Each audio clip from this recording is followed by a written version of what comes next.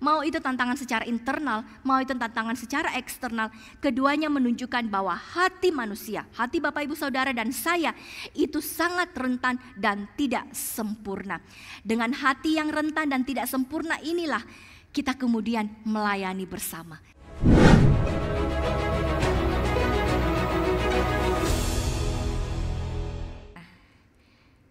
Saya tidak bisa melihat wajah Bapak Ibu. Oke. Ya, baik.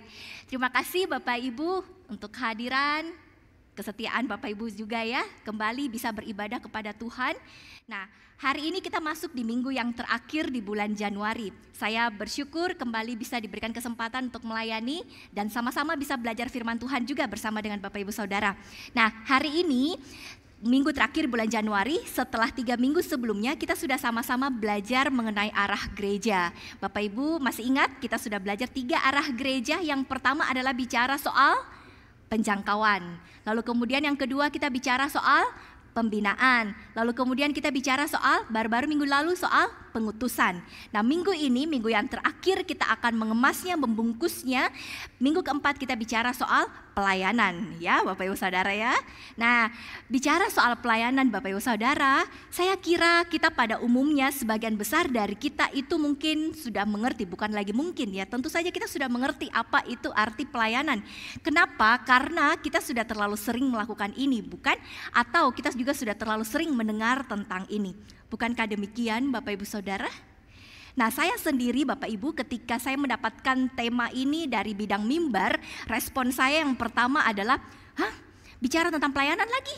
Saya lagi yang khotbah. Tahun lalu sudah, saya juga yang khotbah tentang pelayanan. Tahun ini saya lagi. Itu respon saya Bapak Ibu ya. Seolah-olah topik ini sudah basi, kurang kekinian lagi dan sepertinya akan membosankan untuk kita bicarakan begitu ya.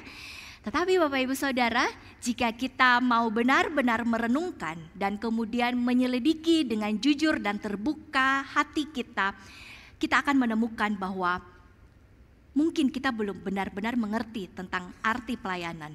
Pertanyaan bagi kita mungkin, benarkah kita sudah benar-benar memahami apa itu melayani Tuhan? Nah, melalui video yang tadi kita saksikan bersama, ternyata kita menemukan bahwa di dalam pelayanan itu ternyata banyak hal-hal di dalamnya ya. Ternyata pelayanan itu gampang-gampang susah. Mungkin lebih banyak susahnya daripada gampangnya. Ternyata di dalam pelayanan itu juga menyimpan banyak rasa di dalamnya ya. Nah, lebih jauh lagi Bapak Ibu Saudara, sadarkah kita? Ternyata pelayanan itu mampu mengungkapkan banyak hal di dalam diri Bapak Ibu Saudara dan juga saya. Sebagai orang-orang yang katanya melayani Tuhan. Saya ulangi. Sadarkah kita atau tahukah kita ternyata pelayanan itu bukan hanya gampang-gampang susah, bukan hanya menyimpan sejuta rasa, tetapi pelayanan itu akan mengungkapkan siapa Bapak Ibu Saudara dan saya sebenarnya di hadapan Tuhan ketika kita sedang melayani Dia. Nah, itulah yang kemudian akan kita cermati pada hari ini. Saya membagi poin pembahasan saya di siang hari ini ke dalam 2 poin besar, yaitu yang pertama kita akan lihat dulu tantangan di dalam pelayanan itu apa. Lalu kemudian kita akan berbicara solusi atas tantangan tersebut. Mari kita lihat poin yang pertama. Bicara soal tantangan di dalam melayani. Bapak Ibu Saudara, dimanapun kita melayani ya, baik itu di kota Makassar maupun di luar kota Makassar, mau jenis apapun pelayanan yang kita lakukan, baik di atas mimbar maupun di bawah mimbar, semua itu setiap kita pasti akan menghadapi tantangan, permasalahan, pergumulan ketika melayani Tuhan. Nah, tantangan itu bisa datang dari 2 arah Bapak Ibu.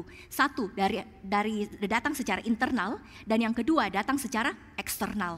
Di mana keduanya ini berasal dari hati manusia yang sudah jatuh ke dalam dosa. Nah, untuk lebih memperjelas ini, mari kita sama-sama lihat pembahasannya ya. Kita lihat dulu ada 2 tantangan. Tantangan internal, tantangan eksternal. Tantangan internal, apa yang dimaksud dengan tantangan internal ketika kita melayani Tuhan? Nah, secara sederhana kita bisa memahami bahwa tantangan internal itu adalah tantangan yang muncul dari dalam diri kita sendiri. Dari kondisi hati kita, dari motivasi kita yang tidak selalu murni ketika kita melayani Tuhan. Nah, itu dia namanya tantangan internal. Di dalam Alkitab Bapak Ibu Saudara, Alkitab itu memberikan kita contoh-contoh pelayan-pelayan Tuhan, saksi-saksi iman yang mengalami tantangan internal dari diri mereka sendiri ketika mereka menerima dan menjalani panggilan Tuhan untuk melayani Dia. Ya, apa yang terjadi? Nah, ketika saya menjabarkan tokoh-tokoh Alkitab ini dan apa yang kemudian menjadi tantangan mereka, saya berharap Bapak Ibu Saudara bisa kemudian melihat gambaran diri Bapak Ibu Saudara juga di dalam tokoh-tokoh Alkitab ini. Sehingga kemudian biarlah kisah-kisah ini akan berbicara kepada kita pribadi lepas pribadi ya. Nah, yang pertama kita punya Musa, hamba Tuhan yang dipanggil Allah sebagai pembebas Israel. Kita tahu itu ya. Musa itu waktu dia dipanggil menjadi pembebas Israel, apa yang harus dia lakukan? Pertama-tama dia harus berhadapan dengan Firaun Mesir. Nah, apa respon Musa waktu dia mendengar perintah itu? Dia mendengar panggilan Tuhan untuk pergi beritakan kepada Raja Mesir itu, bebaskan umatku. Bagaimana respon Musa? Tantangan internal apa yang dia hadapi? Oh, dia langsung menolak. Dia ketakutan, dia merasa tidak mampu, dia ketakutan sekali lagi dan kemudian dia berdalih kepada Tuhan, begitu kan? Itu tantangan internal yang dihadapi oleh Musa ketika menjawab panggilan Tuhan. Nah, selanjutnya siapa lagi di dalam Alkitab yang kemudian mengalami tantangan internal dari dirinya sendiri ketika panggilan Tuhan datang untuk dia melayani? Kita punya Yunus, Bapak Ibu. Nah, Yunus itu siapa? Yunus itu nabi yang diutus oleh Tuhan kepada Niniwe secara khusus untuk menyerukan pertobatan bagi Niniwe. Kita tahu ceritanya, tetapi apa yang terjadi Bapak Ibu Saudara?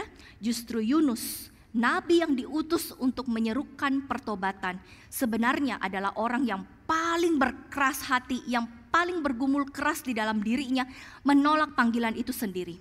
Sehingga kemudian kita bisa mengatakan bahwa bukan hanya kota yang butuh untuk dilayani. Bukan hanya kota Niniwe yang butuh untuk dilayani, untuk dipertobatkan. Tetapi ternyata pelayan Tuhan yang dikirim untuk mempertobatkan justru dialah yang harus pertama-tama bertobat terlebih dahulu.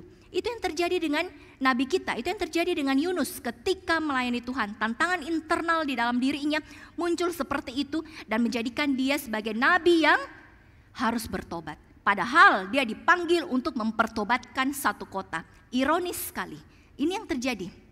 Lalu kemudian Bapak Ibu, kita punya siapa lagi di dalam tokoh-tokoh Alkitab yang bergumul dengan dirinya, dengan tantangan internal dari dalam dirinya ketika Tuhan memanggil dia untuk melayani. Kita punya dua hakim yang kita sudah dengar kisahnya di bulan 9 di tahun yang lalu. Yang pertama kita ada Gideon. Kita tahu Gideon itu adalah hakim yang penuh dengan keraguan, hakim yang penuh dengan ketakutan, hakim yang penuh dengan ketidakpercayaan. Di mana dia berulang kali terus meminta tanda kepada Tuhan untuk memberikan dia tanda supaya dia bisa pergi melakukan apa yang Tuhan mau.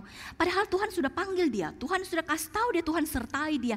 Tapi terus berulang kali dia bergumul dengan dirinya yang begitu ketakutan, bergumul dengan ketidakpercayaannya, bergumul dengan hatinya begitu ragu. Itu dia, hakim kita, Gideon. Lalu kemudian hakim kita yang satu lagi, Bapak Ibu Saudara sudah dengarkan ini, Simson. Pelayan Tuhan yang dipanggil Allah secara khusus dengan panggilan ilahi sebagai hakim dan sebagai nasir. Tetapi lihat Bapak Ibu Saudara, apa yang terjadi? Pergumulan internal di dalam hatinya benar-benar luar biasa. Dia bukan saja menjadi hakim yang melayani dengan narsisme, tetapi dia juga kemudian melayani Tuhan sebagai hakim dan nasir dengan nafsu yang sangat memalukan. Itu yang terjadi waktu kita mendengarkan kisah tentang Simson. Kebetulan juga saya yang khotbahkan itu. Itu yang terjadi Bapak Ibu. Dua hakim kita dipanggil secara khusus, ditopang dengan Allah, tetapi bergumul dengan hebat dengan kondisi hatinya, kondisi internal di dalam dirinya. Nah, tidak berhenti di perjanjian lama Bapak Ibu Saudara, di dalam perjanjian baru kita juga akan melihat orang-orang yang dipanggil oleh Tuhan tetapi juga mengalami pergumulan hebat di dalam dirinya secara internal ketika menjawab panggilan Tuhan, ketika melayani Tuhan. Nah, siapa dia? Di dalam perjanjian baru kita punya seorang rasul yang gagal. Kurang terhormat apa Bapak Ibu? Kurang berharga apa? Yudas Iskariot dipanggil sebagai 12 rasul yang melayani bersama-sama dengan Sang Guru Agung. Dia dipanggil untuk melayani yang langsung dimentori oleh Sang Guru Agung. Tetapi apa yang terjadi dengan Yudas Iskariot ini Bapak Ibu Saudara? Alih-alih dia takjub akan panggilannya, alih-alih dia takjub akan gurunya, tetapi yang terjadi adalah Yudas lebih memilih untuk hatinya dijerat oleh materi. Dia lebih memilih membiarkan hatinya dijerat oleh mamon dunia ini. Sehingga apa yang terjadi Bapak Ibu Saudara? Dia bukan saja menjual panggilannya, tetapi dia juga menjual guru yang memanggilnya. Itu yang terjadi Bapak Ibu di dalam perjanjian baru kita. Nah Bapak Ibu lihat, inilah contoh-contoh pelayan-pelayan Tuhan yang dipilih dengan begitu spesial. Dipanggil Tuhan dengan begitu ajaib untuk melayani. Tetapi mengalami pergumulan begitu hebat dengan dirinya sendiri. Dengan tantangan internal yang berasal dari hatinya sendiri. Itu yang pertama, tantangan internal. Sekarang kita melihat ada tantangan lain lagi, tantangan eksternal ketika kita melayani Tuhan. Nah bicara soal tantangan eksternal, apa itu tantangan eksternal ya? Secara sederhana kembali, tantangan eksternal itu adalah hal-hal yang datang dari luar. Adalah tantangan-tantangan yang datang dari luar diri kita. Dari keadaan di luar sekeliling kita, dari lingkungan sekitar kita. Yang seringkali tidak bisa kita kendalikan ya. Nah Bapak Ibu Saudara, di dalam pelayanan seringkali kita mendapat tekanan dari orang lain bukan? Dari situasi yang ada di sekeliling kita mungkin, dari tempat di mana kita melayani mungkin, di gereja kah entah itu, atau di institusi Kristen lainnya. Nah semuanya itu adalah tantangan internal yang mengepung kita, yang menekan kita, yang kemudian menjadikan itu sebagai tantangan yang begitu menghambat pelayanan kita. Membuat pelayanan yang sudah susah menjadi semakin susah. Nah itu yang dimaksud dengan tantangan internal. Nah mari kembali kita melihat di dalam Alkitab contoh-contohnya. Kalau tadi tantangan internal ada contohnya, sekarang tantangan eksternal juga ada contohnya di dalam Alkitab. Alkitab kita itu lengkap begitu ya, memberitahukan kepada kita. Nah apa contohnya di dalam Alkitab? Kita melihatnya lagi kembali dari Perjanjian Lama dulu. Di dalam Perjanjian Lama Bapak Ibu, ada anak-anak Tuhan. Ada tokoh-tokoh Alkitab, ada pelayan-pelayan Tuhan yang dipanggil juga Tuhan untuk melayani. Katakanlah seperti Elia, Daniel, Sadrak, Mesak, Abednego. Saya ambil yang terkenal ya supaya Bapak Ibu langsung bisa ngeh begitu apa yang dialami. 5 orang ini adalah orang-orang yang dipanggil Tuhan untuk melayani, tetapi menghadapi tantangan eksternal yang begitu menekan dan menyulitkan mereka. Bahkan Bapak Ibu Saudara, kita tahu orang-orang ini, Elia, Daniel, Sadrak, Mesak, Abednego itu bahkan sampai harus mempertaruhkan nyawanya. Dimana kita tahu dengan baik kisahnya ya, dimana kalau bukan Tuhan yang menyelamatkan mereka, kalau bukan Tuhan yang menolong mereka, mereka sudah pasti mati. Gitu ya. Itu yang terjadi ketika tantangan eksternal datang di dalam pelayanan anak-anak Tuhan. Nah kemudian kisah ini masih berlanjut. Tadi Perjanjian Lama, sekarang kita masuk di dalam Perjanjian Baru. Bapak Ibu Saudara, di dalam Perjanjian Baru ada orang-orang juga, ada pelayan-pelayan Tuhan juga dipanggil Tuhan untuk menjalani panggilan ini dengan tekanan yang begitu berat. Katakanlah Yohanes Pembaptis dan juga Rasul Paulus dan juga murid-murid Yesus, 12 rasul lainnya. Bapak Ibu lihat, bukankah mereka semua itu adalah pelayan-pelayan Tuhan yang setia, yang melayani dengan menghadapi tantangan demi tantangan yang luar biasa, yang terus datang menekan, bahkan mengancam nyawa mereka. Kita tahu Yohanes Pembaptis, kita tahu Rasul Paulus, apalagi Rasul Paulus ya, dan juga 12 murid Yesus yang lainnya.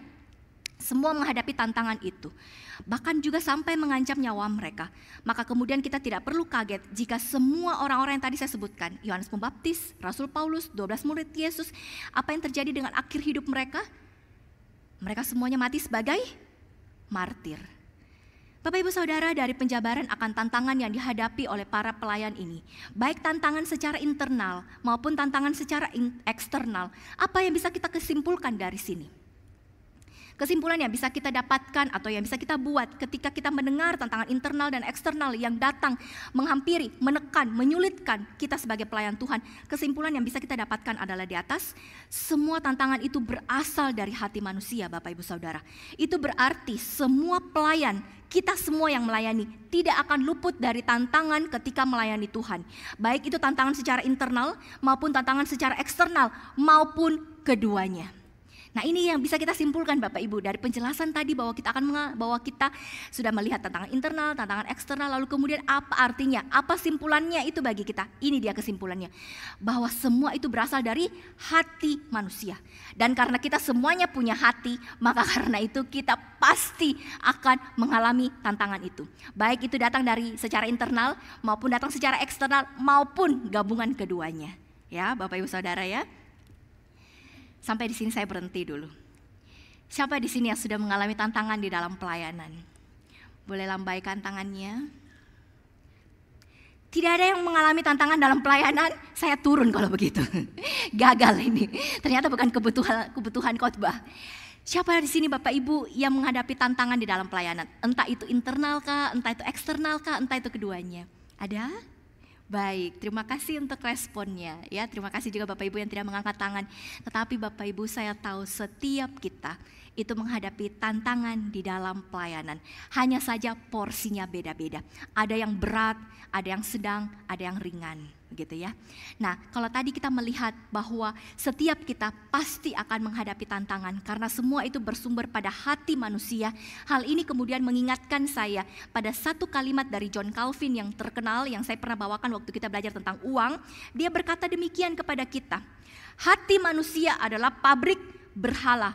Hati manusia itu di dalamnya banyak sekali berhala-berhala yang kita simpan. Entah apapun itu berhala yang Bapak Ibu simpan, yang hanya Bapak Ibu Saudara yang tahu dengan Tuhan.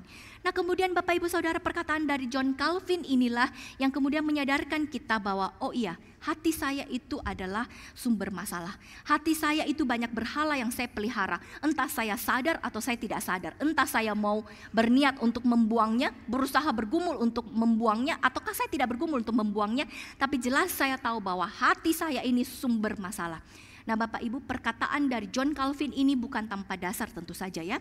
Tetapi apa yang diungkapkan oleh teolog di masa yang sudah lampau ini bersumber pada kebenaran firman Tuhan sendiri. Saya bacakan. Bersumber dari Markus 7 ayat 21 sampai 23 dan juga dari Roma 1 21 sampai 23. Saya bacakan kepada Bapak Ibu Saudara. Sebab dari dalam hati orang timbul segala pikiran jahat, percabulan, pencurian, pembunuhan, persinahan, keserakahan, kejahatan, kelicikan, hawa nafsu, iri hati, hujat, kesombongan, kebebalan. Semua hal-hal jahat ini timbul dari dalam dan menajiskan orang. Sebab sekalipun mereka mengenal Allah, mereka tidak memuliakan Dia sebagai Allah atau mengucap syukur kepadanya. Sebaliknya, pikiran mereka menjadi sia-sia dan hati mereka yang bodoh menjadi gelap. Mereka berbuat seolah-olah mereka penuh hikmat, tetapi mereka telah menjadi bodoh. Mereka menggantikan kemuliaan Allah yang tidak fana dengan gambaran yang mirip dengan manusia yang fana. Ini bicara soal berhala, burung-burung, binatang-binatang yang berkaki empat atau binatang-binatang yang menjalar. Bapak Ibu Saudara, lihat, Alkitab memberitahukan kepada kita, ternyata hati kita sekali lagi sudah begitu rusak, sudah begitu busuknya. Karena di sana berlabuh atau berkumpul segala kejahatan, segala kenajisan yang sangat menjijikkan di mata Tuhan. Saya kira Bapak Ibu, ayat-ayat inilah yang kemudian mendasari perkataan dari Calvin tadi, bahwa benar hati kita itu adalah sumber masalah. Nah Bapak Ibu Saudara, bicara soal masalah ya. Ketika kita menghadapi suatu permasalahan di dalam hidup, katakanlah permasalahan sederhana saja, kita pasti akan berusaha mencari akar permasalahannya, bukan? Katakanlah misalnya Bapak Ibu Saudara suatu hari tiba-tiba mengalami reaksi alergi, atau anak Bapak Ibu Saudara mengalami reaksi alergi. Misalnya tiba-tiba kulit memerah, tiba-tiba bibir membengkak begitu ya. Nah, apa yang muncul di dalam pikiran benak Bapak Ibu Saudara? Yang pertama, pasti pikiran kita adalah, waduh, salah makan apa ini, begitu ya. Nah, mungkin setelah kita berpikir, aduh salah makan apa ini, kemudian kita berpikir, oh cocok makan nasi goreng, pasti udangnya sudah tidak segar lagi. Makanya kemudian kulit merah-merah, gatal-gatal, bibir saya bengkak, misalnya contohnya begitu. Kita menganalisa, oh masalahnya ada di mana nih, dari mana ini datangnya. Atau kemudian kalau misalnya rumah kita bocor begitu misalnya ya, reaksi kita secara alami kita pasti akan berpikir, rumah bocor, dari mana nih bocornya? Coba naik di atas, coba lihat ada apa di atas. Itu reaksi kita ketika kita menghadapi suatu masalah. Nah Bapak Ibu Saudara, begitu pun dengan kita ketika kita menghadapi tantangan di dalam pelayanan. Mari Bapak Ibu Saudara pahami dulu di mana letak permasalahannya. Mari cek dan recheck dengan baik dari mana tantangan ini berasal. Apakah secara internal, apakah secara eksternal, ataukah gabungan dari keduanya. Nah Bapak Ibu Saudara, Alkitab dengan jelas memberitahukan kepada kita sumber permasalahan dari segala sesuatu itu sekali lagi ada pada hati saudara dan saya. Itu artinya segala tantangan yang kita hadapi dalam pelayanan ini bersumber dari hati. Baik hati kita Bapak Ibu Saudara, hati kita sendiri, maupun hati orang lain, maupun juga gabungan keduanya. Nah, saya berikan gambaran kepada Bapak Ibu Saudara, bagaimana hati manusia itu bisa melahirkan tantangan di dalam pelayanan, di dalam konteks kita saat ini ya. Sebagai manusia berdosa Bapak Ibu, kita itu memiliki kecenderungan untuk melayani dengan motivasi yang salah. Misalnya ada orang yang melayani demi pengakuan, demi mendapatkan pengakuan dari orang lain. Ada orang yang melayani mungkin karena ingin mengontrol suatu situasi atau kondisi. Nah, motivasi seperti ini itulah yang berasal atau dikatakan berasal dari hati yang ada berhala di dalam diri kita. Berasal dari berhala-berhala, dari sesuatu yang kita anggap lebih penting daripada Tuhan di dalam hidup ini. Nah, kemudian beberapa contoh dari tantangan internal di dalam bagian ini. Kita melihat ketika kita melayani Tuhan, tantangan internalnya dalam konteks masa kini begitu ya, bisa meliputi melayani demi pengakuan. Bapak Ibu Saudara bisa lihat di atas gitu ya. Beberapa contoh ini. Ada tantangan ketika kita melayani, yaitu melayani demi pengakuan. Ketika seseorang melayani supaya dipuji, supaya disukai orang, supaya dihargai, supaya dianggap penting oleh orang lain. Ada yang demikian. Ada juga mungkin orang yang melayani karena ambisi pribadi. Ada orang yang melayani karena ingin membuktikan diri untuk mencapai ataupun juga misalnya mereka melayani demi untuk mengincar posisi tertentu misalnya di dalam sebuah institusi atau di dalam gereja bahkan. Nah, juga ada orang yang melayani Bapak Ibu dengan penuh dengan rasa takut dan rasa cemas. Kadang-kadang memang kita perlu akui kita itu dihantui dengan rasa cemas, dengan rasa takut. Takut dinilai, takut kegagalan, takut dievaluasi, takut mengecewakan orang. Sehingga Bapak Ibu mungkin kita melayani dengan penuh beban. Mungkin kita melayani tanpa ada sukacita. Nah, semua ini Bapak Ibu berasal dari tantangan hati kita yang menyimpan berhala. Semuanya ini berasal dari tantangan internal di dalam hati kita yang ada berhala di dalamnya. Kita alih-alih kita mencari Tuhan, kita tidak demikian, tapi apa yang kita cari? Kita cari dengan pemenuhan-pemenuhan yang ada di luarnya. Berupa apa? Berupa pelayanan. Dan akhirnya itu tadi yang kita alami. Lalu kemudian contoh dari tantangan eksternal, kemudian juga apa yang bisa kita alami ketika kita melayani Tuhan. Oh, ternyata sekali lagi di dalam pelayanan seringkali ada tekanan dari orang lain, ada tekanan dari situasi di luar kendali kita yang kemudian membuat pelayanan kita menjadi semakin sulit. Bapak Ibu Saudara, ini tidak bisa kita hindari karena kita tahu dunia di sekitar kita, bahkan di gereja sekalipun seringkali beroperasi dengan nilai-nilai yang berbeda dari Injil. Misalnya ada ekspektasi bahwa pelayanan itu harus selalu berhasil, bahwa pelayanan itu harus menghasilkan angka kehadiran kah, angka persembahan kah, atau pelayanan itu harus membuat semua orang menjadi senang. Bapak Ibu, itu satu contoh pemikiran-pemikiran yang berbeda dengan nilai-nilai Injil. Nah, kemudian kita lihat contoh-contoh tantangan eksternalnya ini bisa meliputi adanya tekanan dari jemaat atau komunitas. Seringkali para pelayan itu mendapatkan tuntutan atau ekspektasi yang tidak masuk akal, bukan dari jemaat mungkin, dari komunitas mungkin. Kemudian juga ketika kita melayani, tantangan eksternal yang terjadi adalah tantangan itu bisa muncul ketika kita melayani dengan orang-orang yang memiliki visi yang berbeda dari kita barangkali, atau mungkin juga mereka adalah orang-orang yang memiliki pemikiran yang berbeda dari kita. Mungkin juga mereka orang-orang yang memiliki gaya pelayanan yang berbeda dengan kita, sehingga akhirnya secara sederhana saja akhirnya itu bisa terjadi konflik di antara para pelayan Tuhan. Nah, intinya Bapak Ibu, mau itu tantangan secara internal, mau itu tantangan secara eksternal, keduanya menunjukkan bahwa hati manusia, hati Bapak Ibu Saudara dan saya itu sangat rentan dan tidak sempurna. Dengan hati yang rentan dan tidak sempurna inilah kita kemudian melayani bersama. Bapak Ibu lihat, hati kita tidak beres, hati kita rusak, hati kita rentan, hati orang lain pun juga demikian. Dan kemudian kita berkumpul untuk melayani bersama. Sehingga saya kira kita semuanya akhirnya akan setuju jika saya berkata demikian ya. Pelayanan itu adalah sekumpulan manusia berdosa yang melayani bersama orang berdosa lainnya di dalam dunia yang sudah jatuh ke dalam dosa. Itulah pelayanan Bapak Ibu. Sekumpulan orang berdosa melayani bersama orang berdosa lainnya di dalam dunia yang sudah jatuh ke dalam dosa. Nah, Bapak Ibu Saudara, dengan keadaan seperti ini, Bapak Ibu lihat ya, dengan keadaan yang seperti ini, kita bisa berharap apa di dalamnya? Bapak Ibu Saudara bisa berharap apa dengan pelayanan atau dengan komunitas yang seperti ini? Orang berdosa kumpul dengan orang-orang berdosa di dalam dunia yang sudah jatuh di dalam dosa pula. Apa yang kita bisa harapkan dengan keadaan yang seperti ini? Yang ada adalah jangan heran kalau di dalam pelayanan akan muncul banyak masalah. Jangan heran kalau di dalam pelayanan itu akan muncul banyak tantangan. Jangan heran kalau di dalam pelayanan itu akan muncul banyak hal-hal yang tidak masuk akal. Jangan heran kalau di dalam pelayanan itu akan muncul hal-hal yang agak lain, yang mungkin akan membuat kita geleng-geleng kepala, yang mungkin akan membuat kita elus-elus dada dan berkata, sudahlah, disenyumin saja. Sudah gak bisa lagi buat apa-apa, disenyumin saja.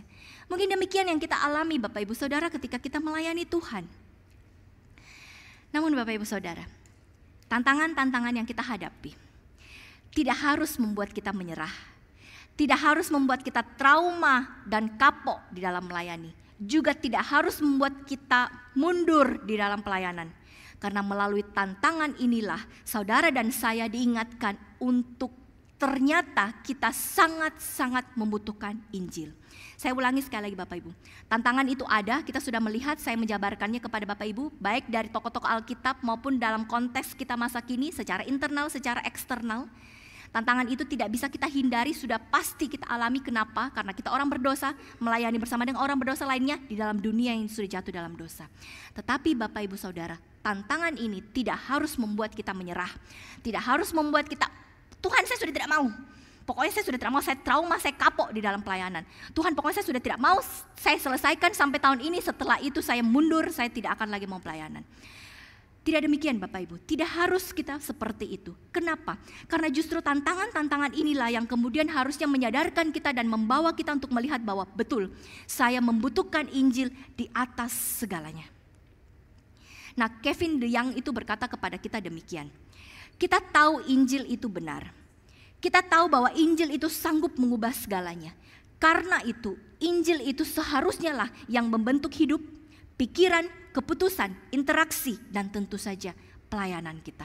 Bapak Ibu, ini salah satu hamba Tuhan di salah satu gereja Presbyterian di Amerika ya, seorang senior pastor di sana.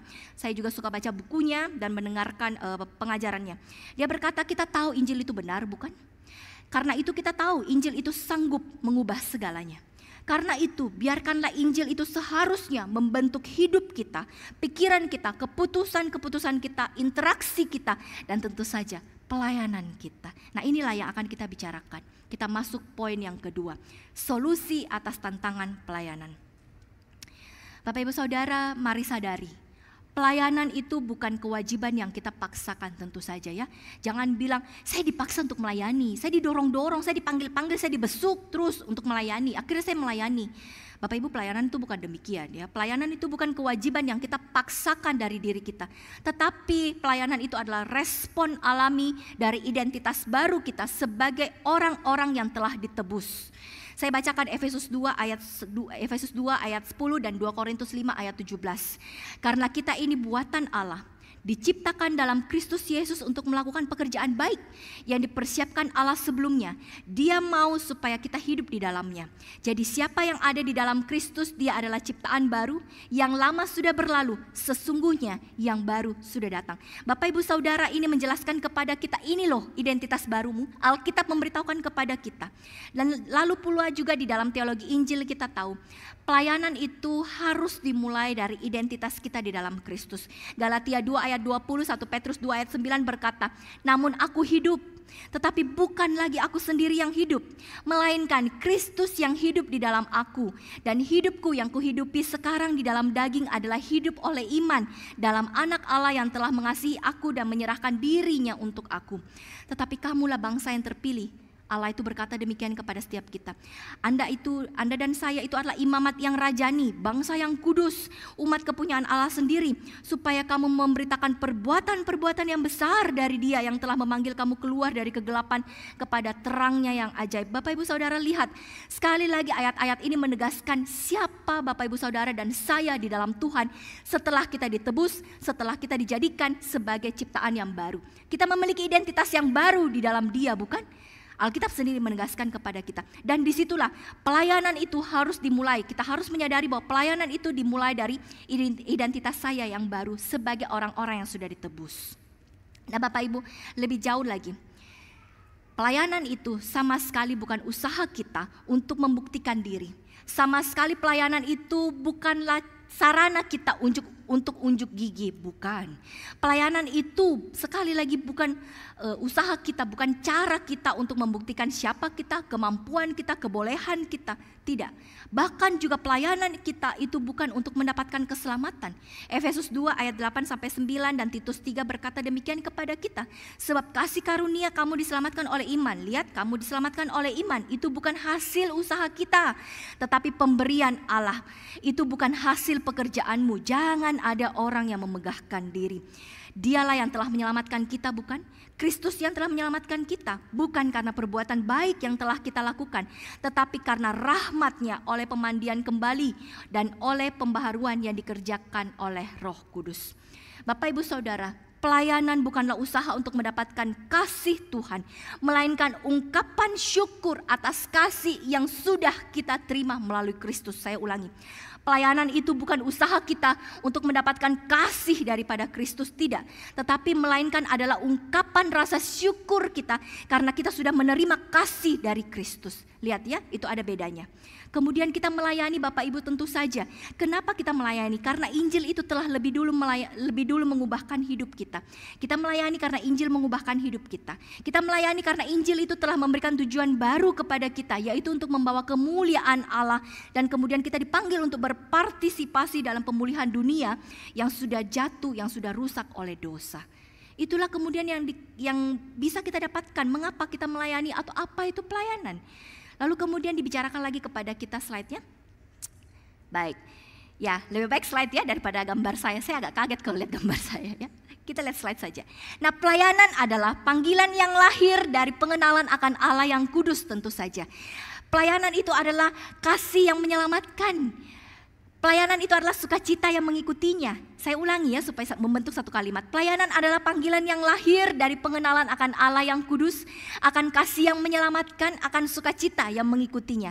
Lebih dari sekedar kewajiban sekali lagi. Melayani itu adalah suatu kehormatan untuk menjadi alat di tangan Allah. Menjadi bagian dari drama penebusan Allah yang sempurna yang sedang terjadi, yang sedang berlangsung.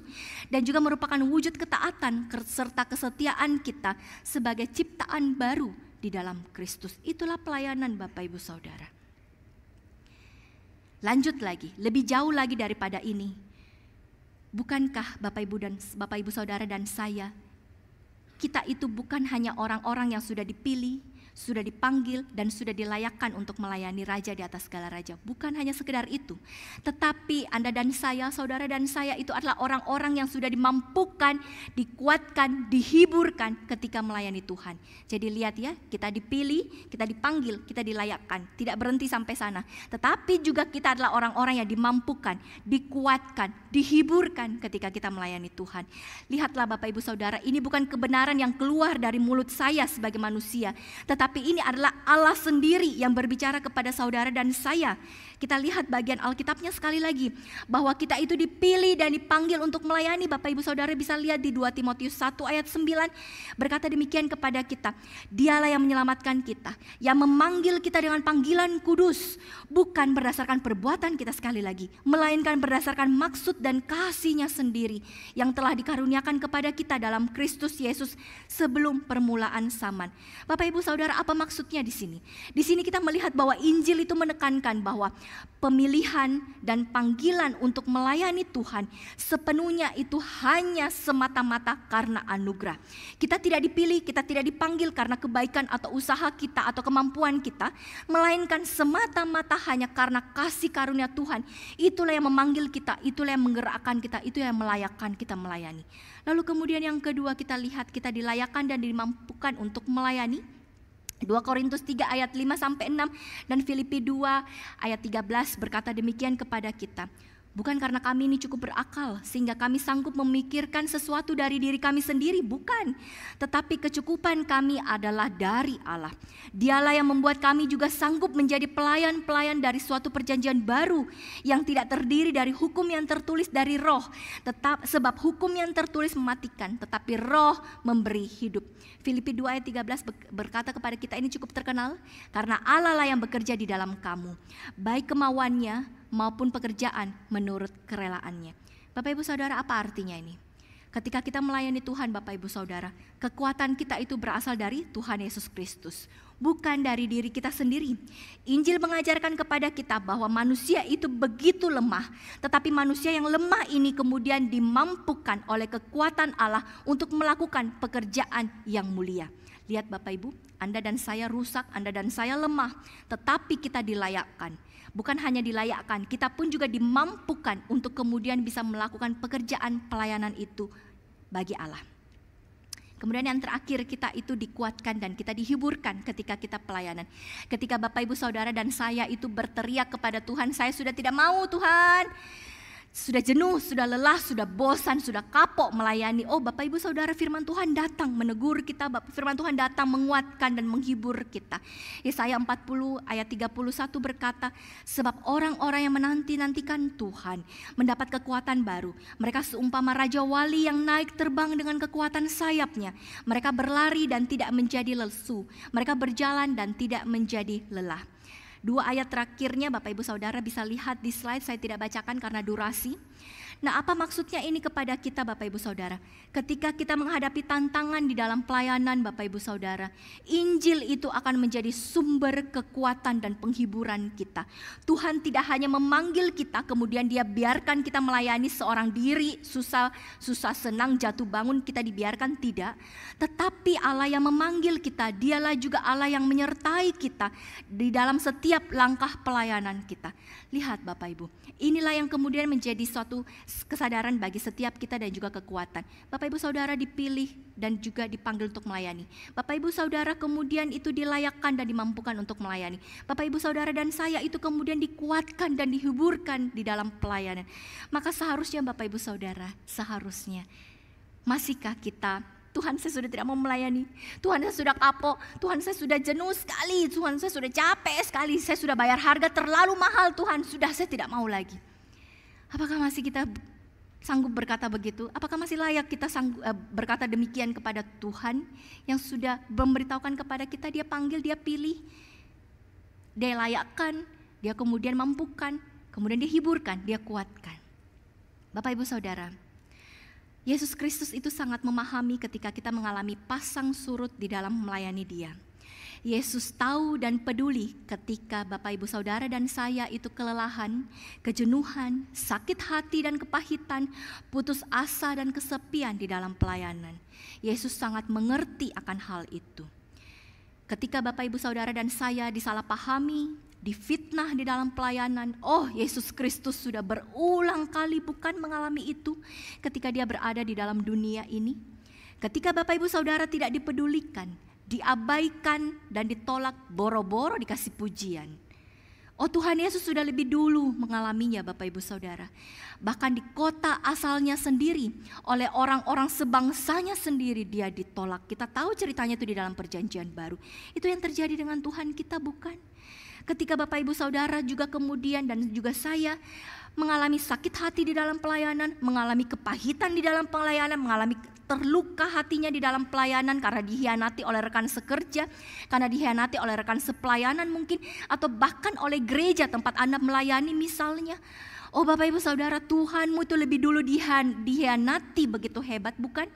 Bukankah Tuhannya kita itu dihianati dengan begitu hebat sampai-sampai hukuman yang paling mengerikan, hukuman salib sudah dilimpahkan baginya.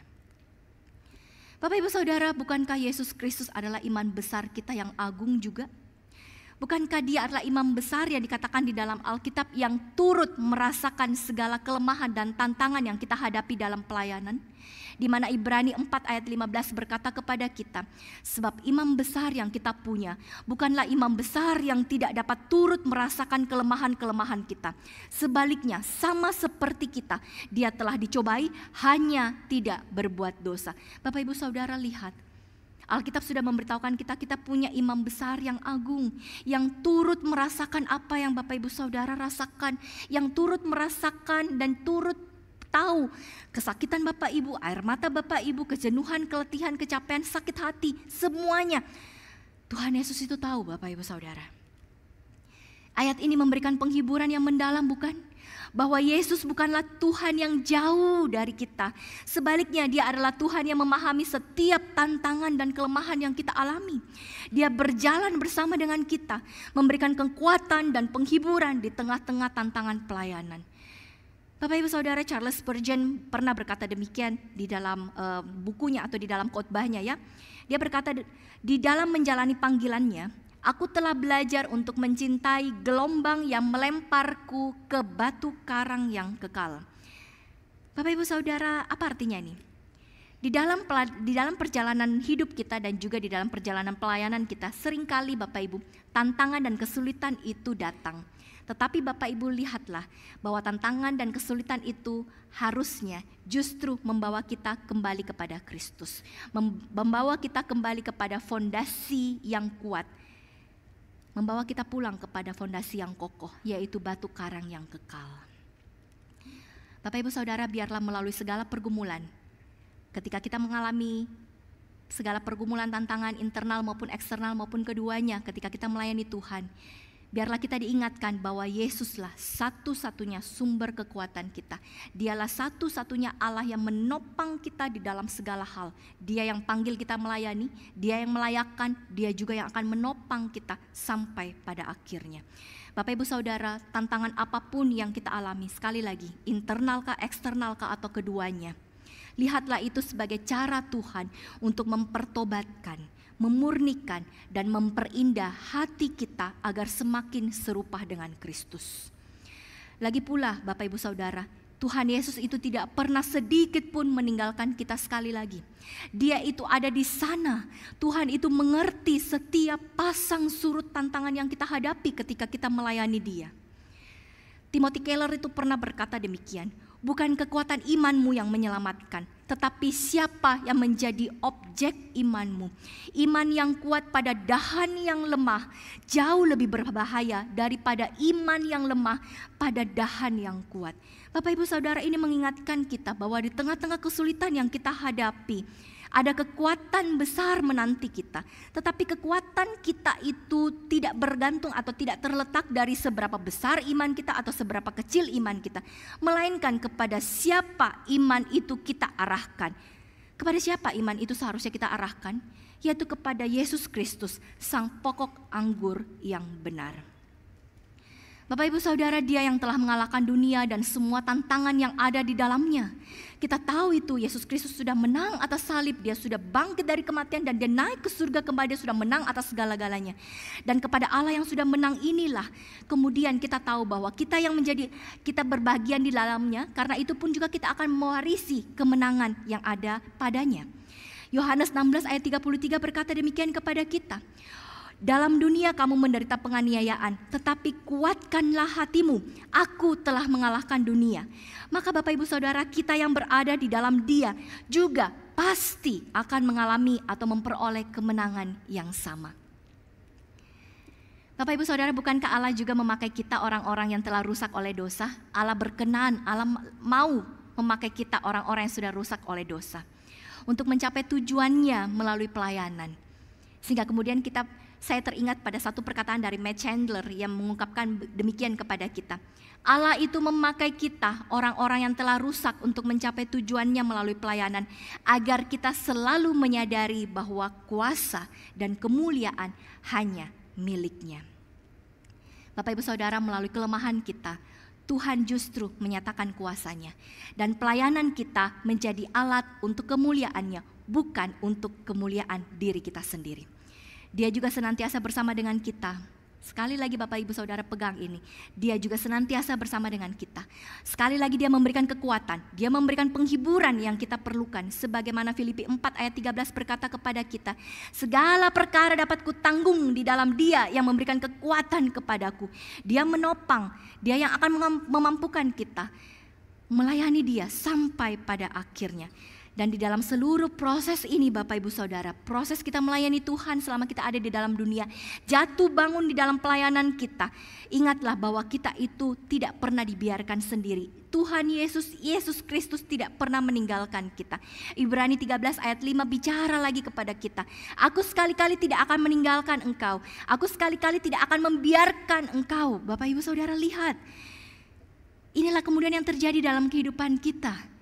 Tidak pernah kita dibiarkan sendiri, bergumul seorang diri, menangis seorang diri, meminta di hadapan Tuhan seorang diri. Tidak, karena Tuhan itu ada di dalam kita. Bapak Ibu Saudara, dunia itu bisa tidak peduli. Komunitas itu bisa tidak benar-benar memahami. Gereja itu bahkan bisa tampak mendiamkan. Tetapi ingatlah baik-baik, peganglah kebenaran ini baik-baik. Hai pelayan-pelayan Tuhan, Tuhan itu setia. Dia selalu menopang dan menyertai kita ketika melayani Dia sampai akhir zaman. Saya sebenarnya tidak suka untuk memberikan kesaksian pribadi ketika saya berkhotbah begitu ya, karena seringkali belum selesai berbicara air mata saya sudah keluar. Tetapi Bapak Ibu, saya bilang begini sama diri saya, kalau waktunya masih cukup saya sampaikan kepada Bapak Ibu. Saya berbicara kepada Bapak Ibu Saudara tentang pelayanan. Saya bergumul bagian ini, bergumul teksnya, baca bukunya dan lain sebagainya. Itu gampang Bapak Ibu. Yang jauh lebih sulit adalah saya bergumul dengan pelayanan yang ada pada diri saya.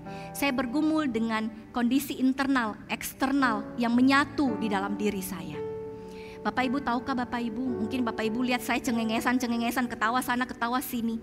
Tapi tahukah Bapak Ibu Saudara, saya adalah orang yang berkata kepada Tuhan, Tuhan sudah cukup. Tuhan, saya sudah tidak sanggup, saya sudah lelah sekali. Bukan lelah fisik, tapi mental saya sudah sangat lelah. Sampai sedikit lagi mungkin saya sudah mental health di sini Tuhan. Saya berkata begitu sama Tuhan. Tuhan sudah cukup semuanya, Tuhan sudah cukup. Bahkan Tuhan, Kau itu hakim, Kau bisa berdiri di tengah dengan saya. Saya punya bukti semua yang saya lakukan untuk Tuhan. Tapi saya tidak pantas mendapatkan yang di sebelah sini. Saya tidak pantas untuk diperlakukan seperti itu. Itu yang saya pernah katakan kepada Tuhan di dalam pelayanan saya. Bahkan Bapak Ibu Saudara lihat, saya itu berkhotbah, saya itu mengajar guru-guru, saya itu bersama dengan anak-anak sekolah minggu, anak-anak Bapak Ibu Saudara, cucu-cucu Bapak Ibu Saudara. Tetapi saya terus bergumul dengan kondisi internal dan eksternal, gabungan keduanya juga di dalam diri saya. Di dalam keadaan yang seperti itu Bapak Ibu Saudara, karena kami ini hamba Tuhan, sulit sekali bagi kami untuk mencari rekan untuk berbicara. Bapak Ibu Saudara juga kalau saya turun nanti Bapak Ibu Saudara jangan dekati saya, tanya kenapa, ada apa. Saya tidak akan pernah cerita Bapak Ibu, mulut saya akan terkunci. Tetapi di dalam keadaan saya seperti ini Bapak Ibu, Tuhan itu baik. Tidak tahu bagaimana ceritanya saya itu bisa berbicara dengan hamba-hamba Tuhan yang saya ikuti khotbahnya. Bayangkan Bapak Ibu, saya ikuti khotbahnya. Saya berpikir bahwa khotbahnya itu sudah cukup menguatkan saya, sudah cukup mengoreksi saya, sudah cukup menghibur saya. Tetapi lebih daripada itu Bapak Ibu, Tuhan itu memberikan saya sampai privilege seperti itu, sampai saya bisa bicara dengan pengkhotbahnya. Tidak ada angin, tidak ada hujan. Saya pikir pengkhotbahnya itu seharusnya tidak akan bicara atau tidak akan sharing sampai seperti itu. Karena kami bukan orang yang dekat begitu ya. Tetapi satu hari dia tuh sharing semua yang dialami, tantangan di dalam pelayanan. Sampai saya berkata demikian sama dia, saya tidak pernah sangka, saya tidak pernah percaya kalau saya tidak mendengar sendiri dari mulutmu. Kenapa? Karena Anda berdiri dengan baik di mimbar. Saya melihatnya, baik langsung maupun lewat melalui tayangan dari multimedia begitu, atau tayangan digital begitu ya. Saya melihat semua pelayanan Anda itu sempurna. Penggalian Anda, pembawaan Anda, materi yang Anda bawakan itu semuanya sempurna, rapi. Saya tidak pernah menyangka ternyata di baliknya ada pelayan Tuhan yang mendapatkan perlakuan seperti itu. Saya tidak pernah menyangka Anda mengalami hal yang seperti itu. Gitu loh. Bapak Ibu tahu jawaban dia apa? Kalau bukan karena Injil, kau tidak akan lihat saya di YouTube, kau tidak akan lihat saya berdiri. Semua itu karena Injilnya yang menopang saya, menguatkan saya, membuat saya berdiri terus untuk Tuhan. Bapak Ibu Saudara, itu kemudian yang betul-betul berbicara kepada saya. Oh iya Tuhan, biarlah Injil-Mu juga yang sudah menyelamatkan saya. Injil itu yang memanggil saya. Injil itu juga saya tahu Tuhan, Engkau yang akan kuatkan saya sampai pada akhirnya. Sehingga Bapak Ibu Saudara, saya terus menjalani panggilan saya kembali. Sampai setidaknya Bapak Ibu Saudara bisa lihat saya pada hari ini ya. Dengan demikianlah Tuhan bekerja di dalam hati saya, di dalam pelayanan saya. Tapi apakah kami berhenti sampai sini?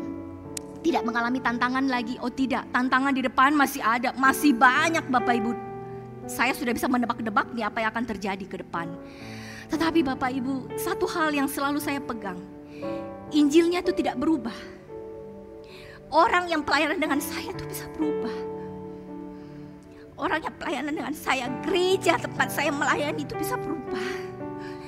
Tetapi Injilnya tidak berubah. Tetapi Injilnya selalu menjadi solusi atas setiap pergumulan saya. Demikian juga untuk Bapak Ibu Saudara. Saya berharap ketika Bapak Ibu Saudara juga mengalami tantangan di dalam pelayanan. Pelayanan apapun itu, mau internal, mau eksternal, mau gabungan keduanya. Ingatlah bahwa ada Kristus bersama dengan kita. Ingatlah kasih-Nya cukup untuk menopang kita. Ingatlah kekuatannya itu lebih daripada cukup untuk berjalan bersama dengan kita sampai pada akhirnya. Sekali lagi para pelayan Tuhan, termasuk saya sendiri, ingatlah Tuhan itu setia. Dia yang akan menopang kita dan menyertai kita sampai kepada akhir zaman. Mari kita berdoa.